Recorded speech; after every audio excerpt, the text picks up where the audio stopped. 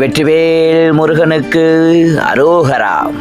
இன்று முருகன் ஆலயங்கள் அனைத்திலுமே அரோகரா அரோகரா அரோகரா என்ற முழக்கங்கள் முழங்க முருகப்பெருமான் அற்புதமான அலங்காரத்திலே காட்சி தருகின்றார்.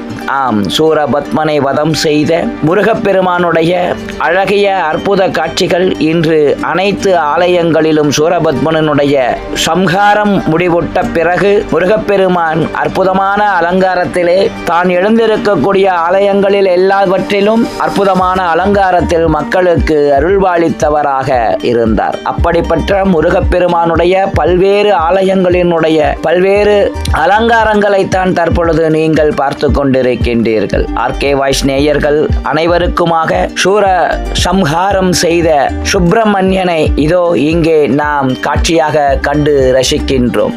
கஷ்யப முனிவருக்கும் மாயை என்பவளுக்கும் மகனாக பிறந்தவன் சூரபத்மன்.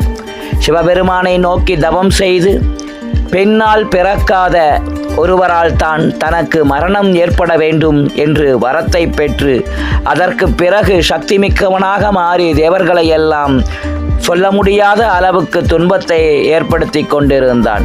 இந்த சூழ்நிலையிலே சிவபெருமானிலிருந்து நெற்றிக்கண்ணிலிருந்து பிறந்து 6 நெருப்பு பொறிகள் உருவாகின. அவை அனைத்தும் 6 உருவமாக பெற்று சரவண பொய்கையிலே அவை 6 முகனாக காட்சி கொடுத்தது.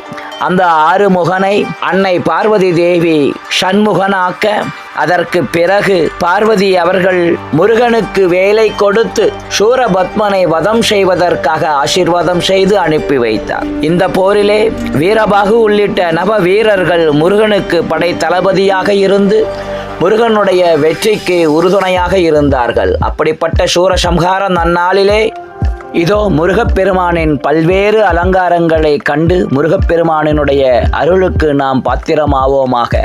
முருகப்பெருமானை எல்லாம் வல்ல முருகனை அரோகரா அரோகரா அரோகரா என்ற நாமத்தோடு வெற்றிவேல் முருகனுக்கு அரோகரா, கந்தா கடம்பா கார்த்திகேயா என்று முருகனை பணிந்து வணங்குவோமாக.